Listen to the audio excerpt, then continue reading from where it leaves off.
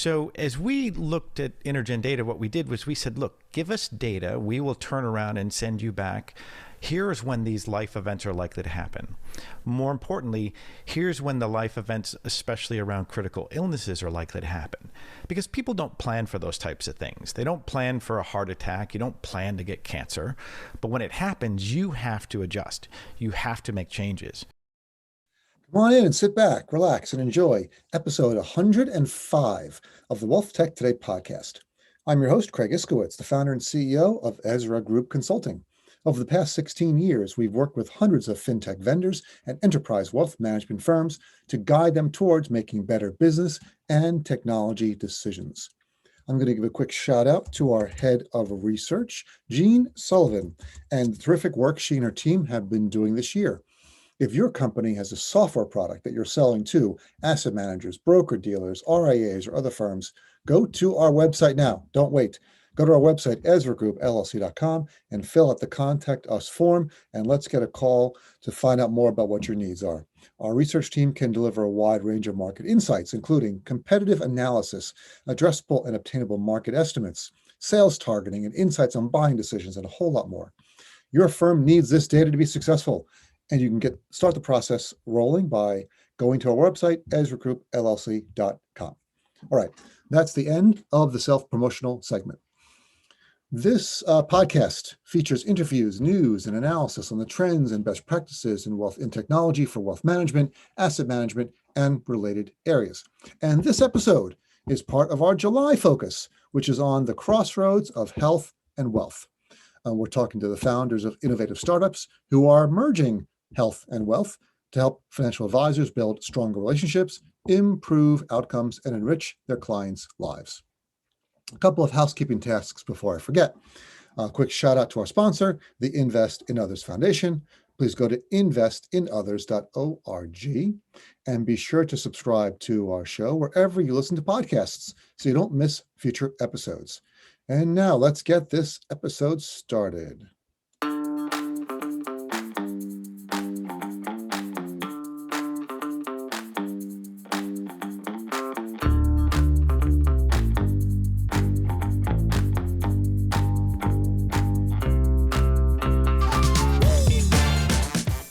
And I'm happy to introduce our guest for this episode of the Wealth Tech Today podcast. It is Robert Kirk, CEO and founder of InterGen Data. Hey, Robert, how's it going, man? Doing awesome. Thank you for having me here, Craig. Great to be here. I'm glad you can make it. I'm glad we could organize this and coordinate our schedules and our calendars to get you on the program. We've been talking for such a long time about this. So having you here, I'm really psyched.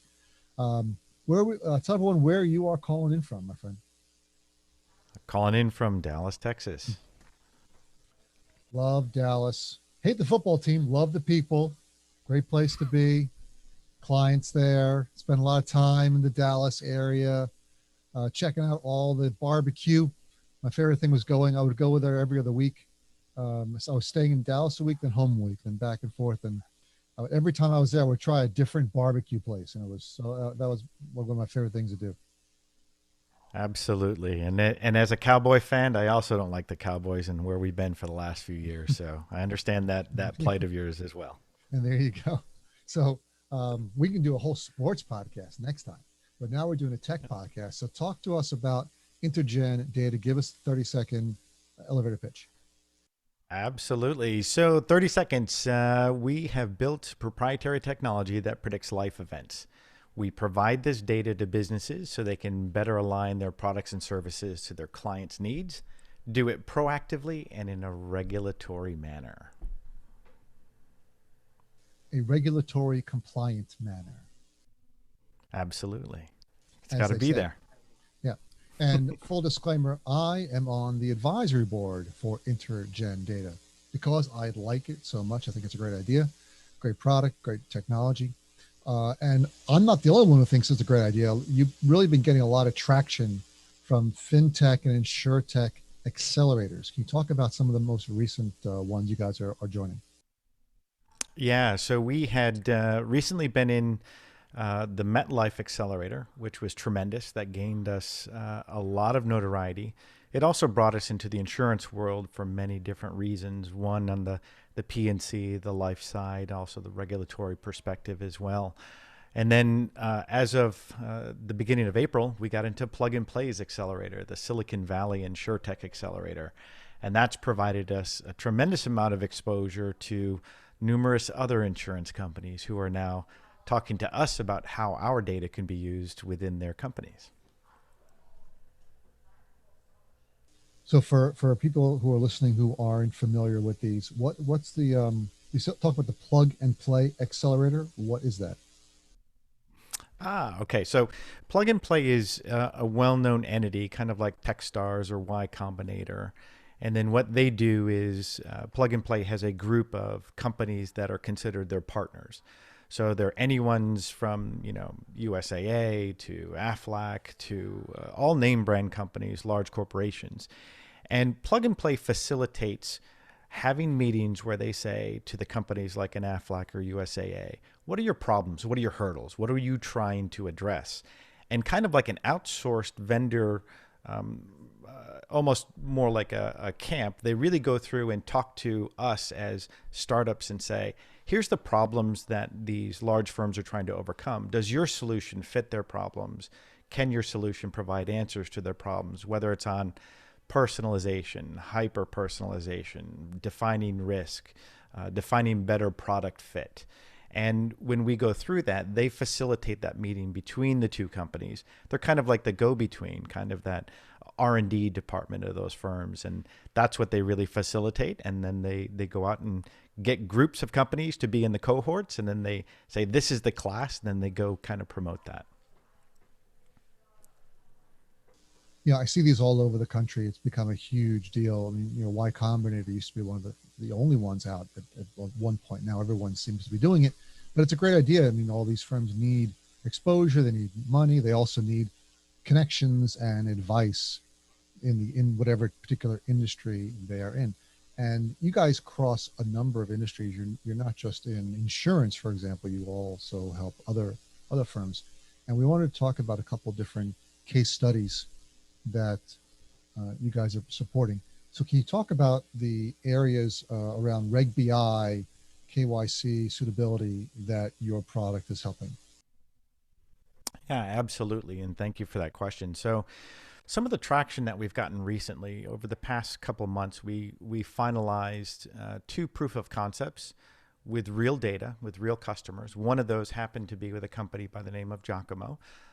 And what we did was we looked at Reg BI specifically for several reasons. As we know, governance, risk, and compliance are ever increasing concern. Regulators are demanding that firms basically identify systemic risk proactively.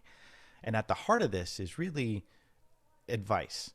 So if you're looking at advice, is there a reasonable basis for believing that any series of recommended transactions, even if they're suitable, if they're viewed in isolation, are they excessive or unsuitable for a customer? If you look at the entire profile or picture of that person, and it's not just a single person, it's you, it's your wife, your family, your children, your extended family.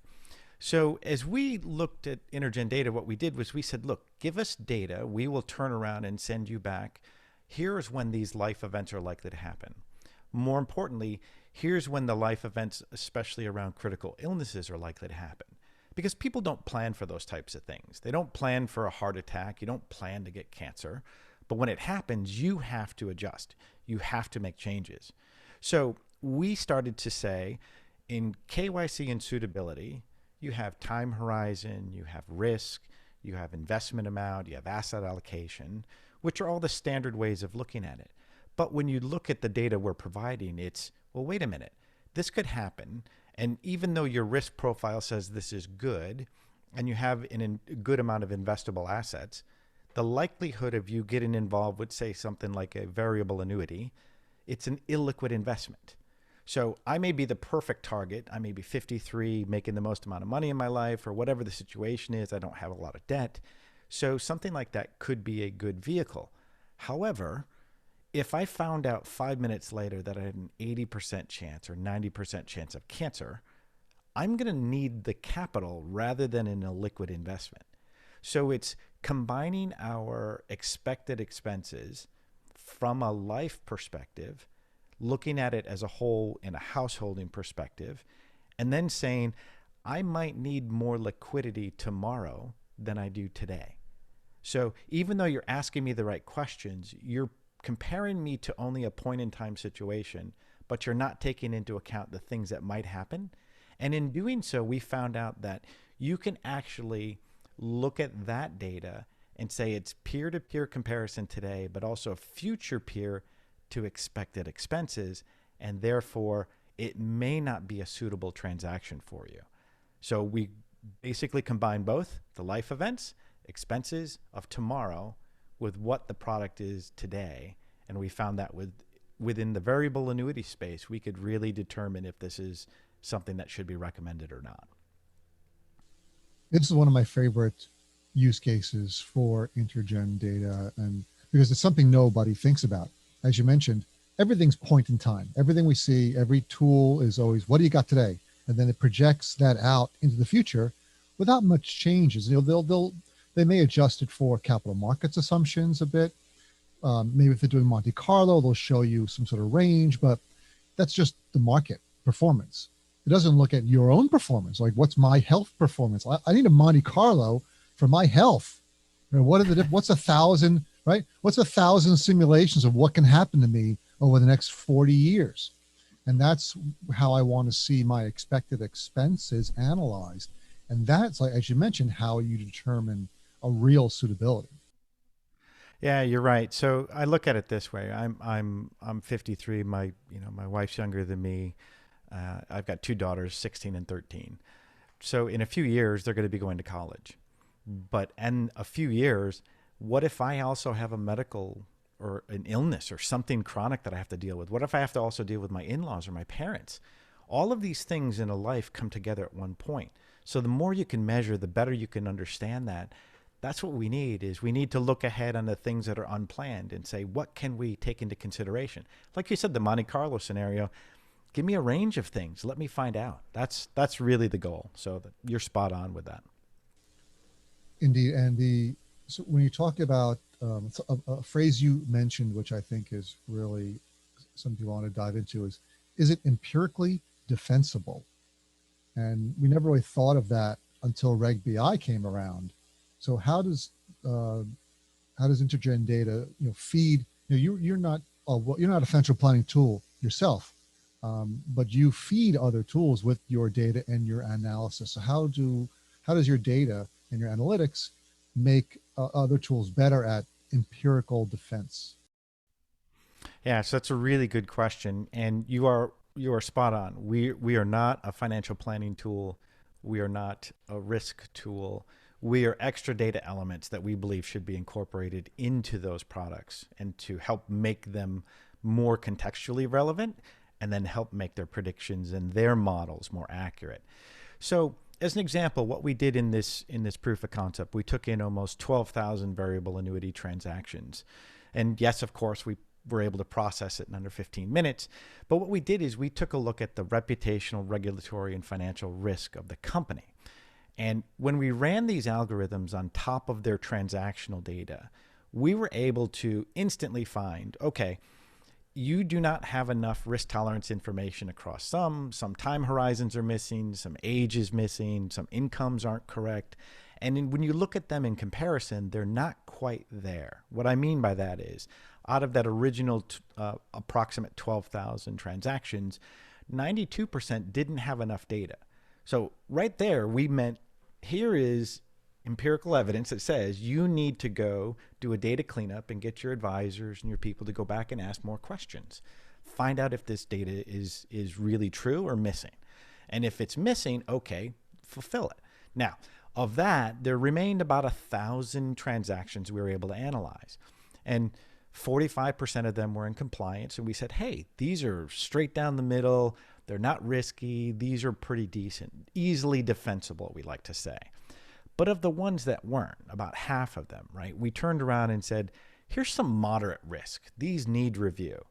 And what I mean by that is two things. Whether it was the risk tolerance of that person does not match the account goals or does not match the age or the income. This is standard type of compliance. But when we turn around and say, oh, by the way, 23% of these people are likely to get cancer or have a heart attack, and here's what that cash flow is.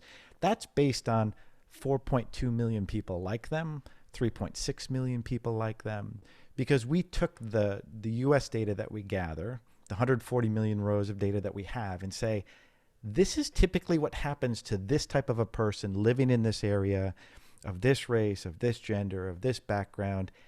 This is something you need to incorporate. So when I say empirically evidence, it's not guesswork. It's saying, hey, this is based on government data, on US data, and your client data. Now you can go back and say, these are the reasons why we did or did not evidence why we should want to, let's say, purchase an annuity, if that makes sense. It makes complete sense. And that's the defensible part, that you show the data, you show your work. Here's how we got here. Here's why we're saying this. It's not just a guess. It's not random. It's not based on faulty assumptions or opinions. It's based on actual data that we've analyzed and reviewed. And back to the clean part, I was recording a podcast earlier, and we talk a lot about data, and just that part of your business model where you force the client, whether it's an insurance company or a wealth management company, to look at their data and go, 92% of our data is not clean. 92% of our records are missing something. That's hugely valuable to them. And that's they would not know that until if they didn't go through this analysis, and they wouldn't realize it until it's too late. Like when they needed some information, they needed a report for regulatory or other issues. Now you've shown them that. So it gives them a huge jump on getting their data house in order.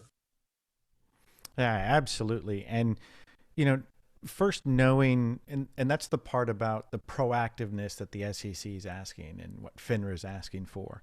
Even recent news announcements talk about, hey, Gensler said, we're going to enforce Reg BI as it exists.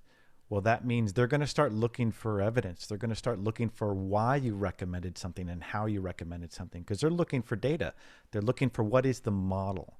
And it's not just a person's guess or an advisor's educated guess. Here's some evidence behind it.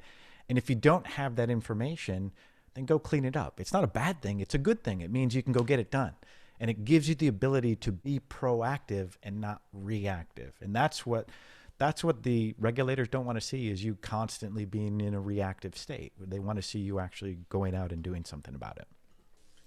Yeah, it's another reason why I really like what you guys were doing at InterGen Data, because my company, Ezra Group, we have launched a series of data as an asset assessment products. They're consulting packages to review broker-dealers, insurance companies, and other firms, their data, but looking at it as an asset and doing these kind of cleanups, these reviews of infrastructure, frameworks, overlapping data models and things. And the fact that you're doing that already is huge and provides a lot of value to companies.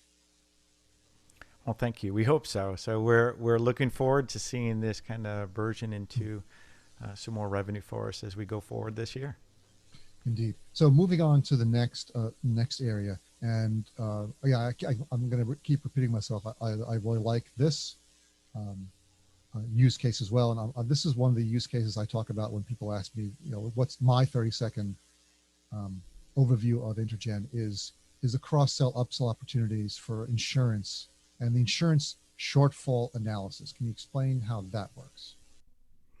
Yeah, so this is something we did after, with our accelerator, and during the accelerator part was MetLife, and we were able to take some anonymized customer data, and what we were able to do is to use that data to show them and where to pinpoint A, who to market to, B, why to market to somebody, and C, how much they need to really purchase on the insurance side.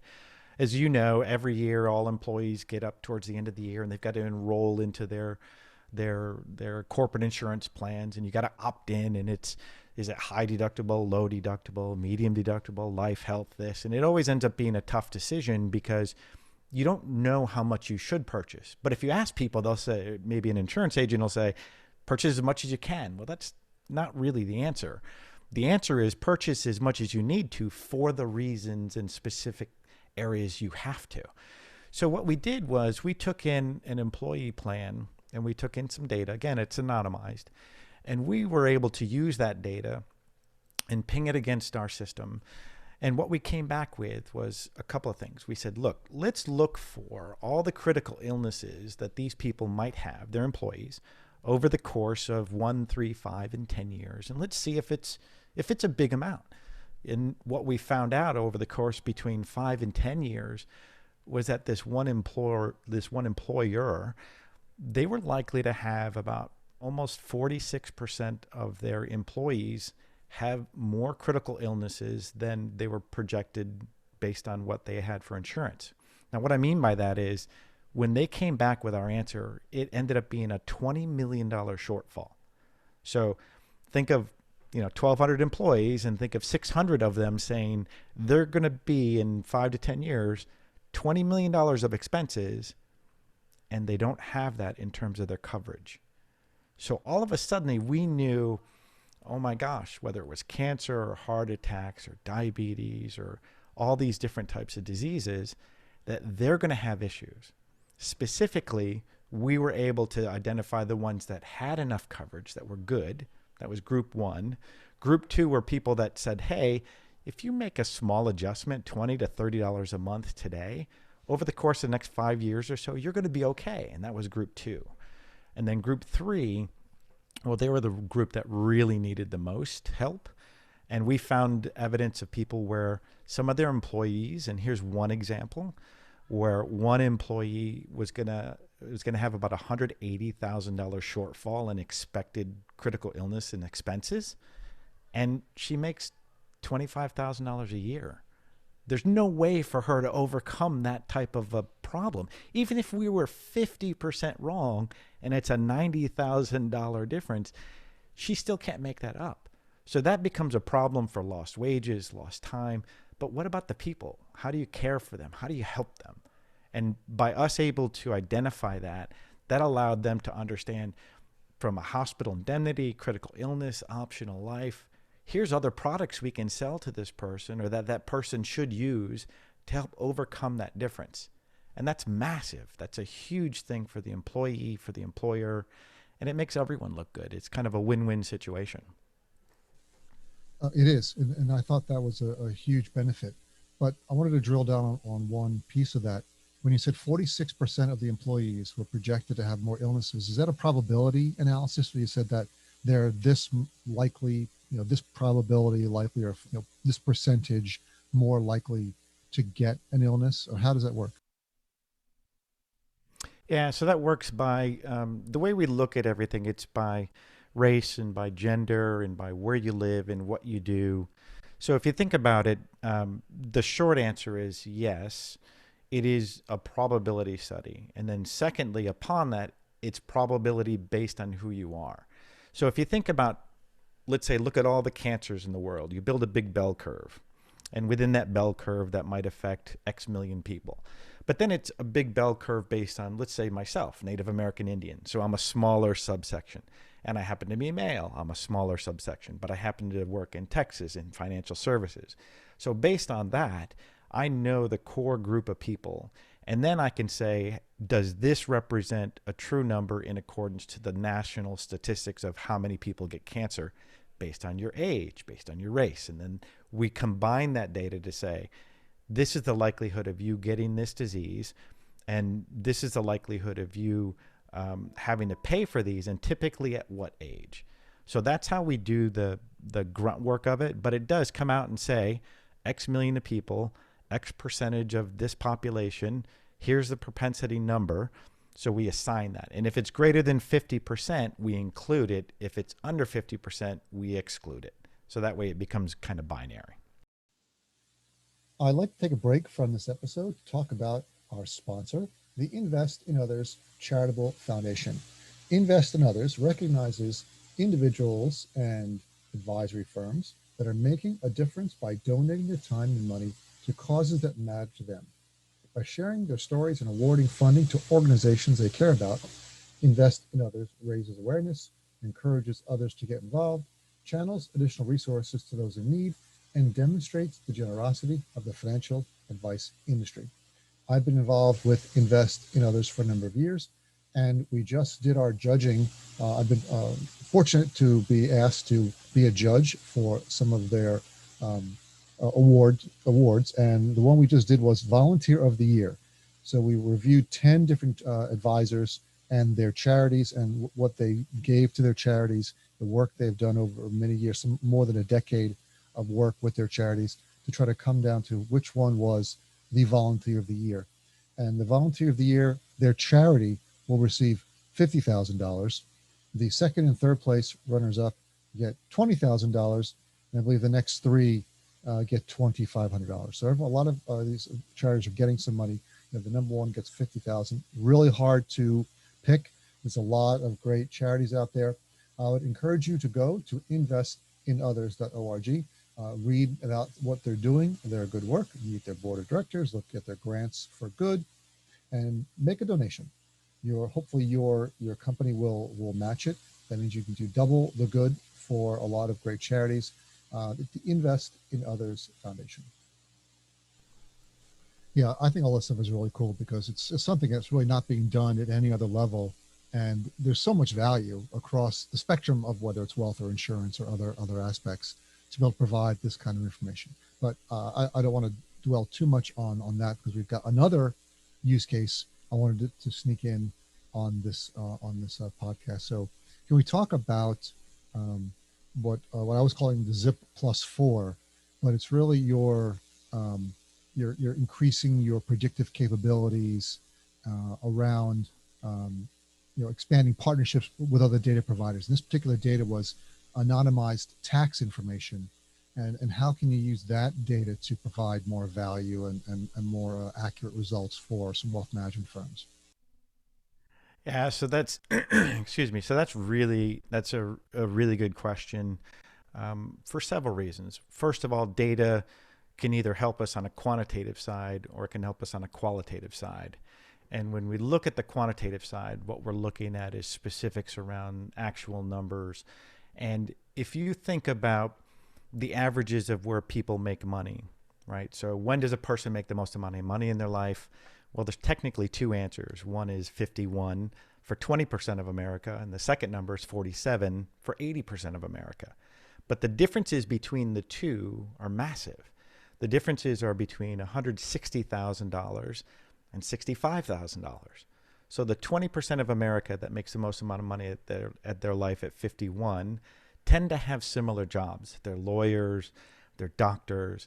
And so what you realize is they have extra degrees. Those extra degrees are something that took them 4 more years. So if you go back and just push off the earnings 4 years, then what happens is you're able to earn more. Now, what's important about this is if you look at the zip codes and you look at zip code plus 4, you're looking at where people tend to get the most amount of incomes. Well, if they're lawyers and doctors, they tend to be in the larger cities, but that's also where larger costs are. So as we start to realize where people live and what they do, it allows us to quickly get rid of the noise. So if I live in Kankakee or Walla Walla, Washington, or Paris, Texas, the likelihood of me having $1 million salary is less. The likelihood of me having $1 million salary is in the larger cities.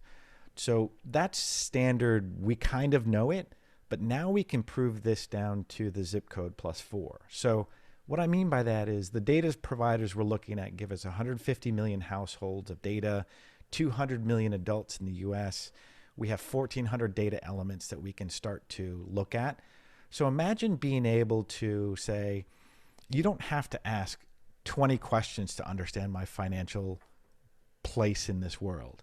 Just say, what's your zip code plus 4? And instantly I can get all the noise, take it away. And now you can start to say, okay, now I have a good subgroup. Now tell me what you do. Now tell me a few more things. And I can actually start building a financial model based on who you are because of where you live. So hopefully that makes sense to you, but that's what we're looking at it for. It's personal, it's business, it's gathering that market intelligence and being able to use that to really drive wealth and asset management. Oh, it makes sense to me. Absolutely. That's one of my pet peeves is every vendor you talk to asks the same questions, right? And even the small questions start becoming annoying because every website asks the same question. what's your city state zip, what's your annual income, what's your assets, what's this, what's that. And what you're saying, if I can paraphrase, is all I really need to give you is my zip plus 4. And then you can assign a baseline, the median value of assets under management, the median value of income and other assets. That may not be exactly right, but at least it puts me in the ballpark. So you can do estimates where you can say, well, how much above or below are you from these numbers, which saves a lot of time. Yes. Yes. Well, think about your statement just now. What is your address, your city, your state? Well, if you know the zip, you already know the city and state. Why ask the city and state? You don't need it. That's my pet peeve. Right? Everyone's like, they're confirming who you are. Well, where do you live? I live in East Brunswick, New Jersey. What's the zip? I live in East Brunswick, New Jersey. I know the zip.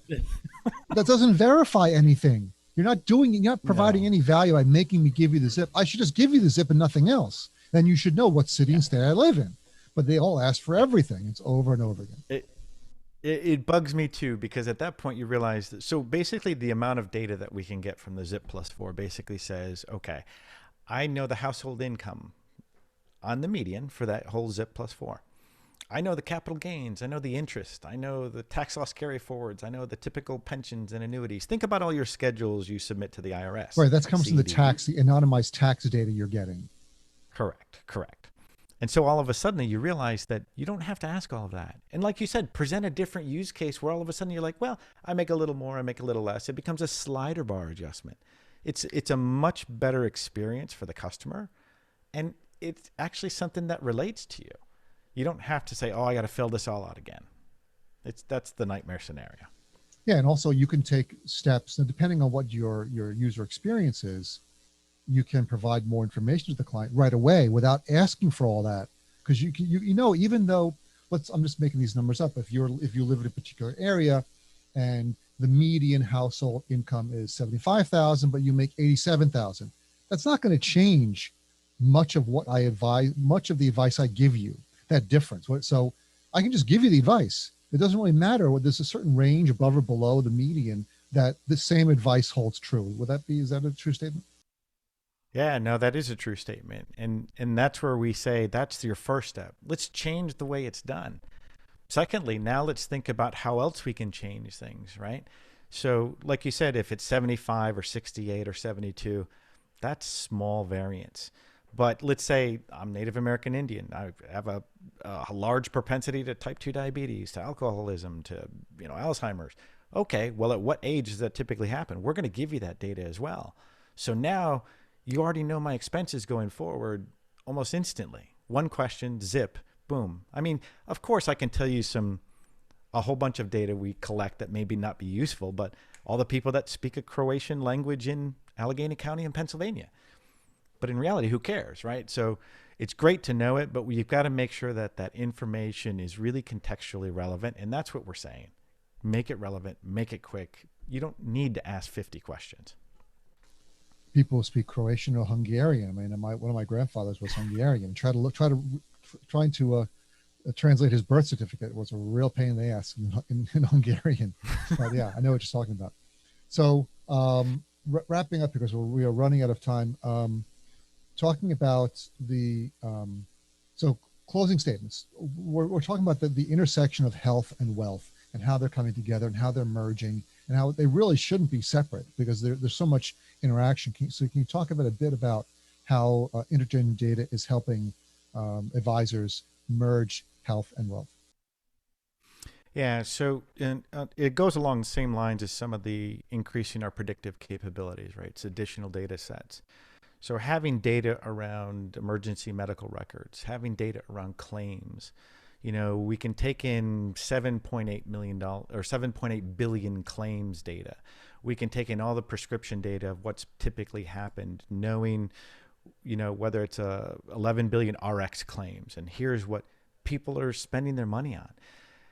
You have right now, I think by 2030, the most amount of people, all the baby boomers, will be over the age of 65. This is a huge silver tsunami on its way.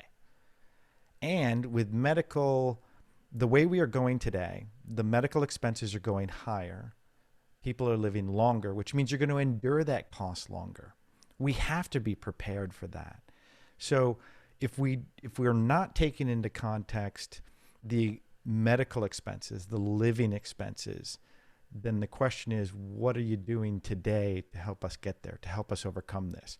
So it's a massive amount and a massive number that's coming forward, but it's also where the people who are doing the wealth, whether you're in the preservation mode, hopefully you've gone past the accumulation mode for that group.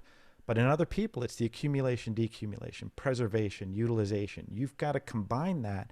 The only way to do that is understand the cost of health, figure it into your asset allocation, to say someone from 50 to 55 should be thinking this way, 55 to 60 should be asset allocated this way. And I almost think that if you think of it as sleeve management, right? So time sleeve or time series management, you need to fund and overfund the times when you're likely to have a lot of life events and issues. And the places that are overfunded, that you don't need a lot of money, use that money to kind of fill in that gap. That's where I really see it happening. So I know I kind of went off topic a little bit, but I see the convergence between wealth management, asset allocation, and understanding the expenses of medical. It is becoming one, and we're having to do it, and we've never had to do it before. This is a huge amount of people that are now getting to be 65 years old and older. There is no such thing as off topic on this podcast. Everything's fair game. But we've run out of time, man. You've said it all. Can you tell everyone who wants more information about InterGen Data where they can find you? Absolutely. So you can always reach out, go to the website at www.intergendata.com. Feel free to email me directly, just rob@intergendata.com. You can reach out to myself or anyone on the team. We'd be more than happy to answer any questions that you have. Brave man who gives out his email address on a podcast. Great. Rob, thanks so much for being here. Talk to you soon, man. Take care.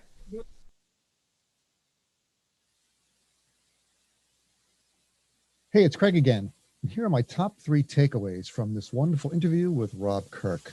Number 1, how life event predictions should become an indispensable part of financial planning, especially when it comes to choosing an illiquid investment that might become an issue if a person were to have a serious illness. Number 2, empirical defensibility, or empirically defensible. I just love that term. An advisor could use the detailed reports from a machine learning-based engine like InterGen Data to demonstrate that they made the best choices for their clients when it came to investments and insurance coverage, especially considering how active regulators are getting now, enforcing things like Reg BI. Number 3, insurance shortfall analysis. If I ran an insurance company, I would definitely be demanding this kind of analysis and reporting on every group coverage contract that I had. If InterGen could find $20 million of coverage gaps in just one small population, imagine what they could turn up if they ran through all of their clients. And there you have it. If you listened all the way through to here, you're a dedicated learner, and I predict that you will go far in all of your life's endeavors. So you've got that going for you. In the meantime, click over to our website, EzraGroupLLC.com, and sign up for our newsletter.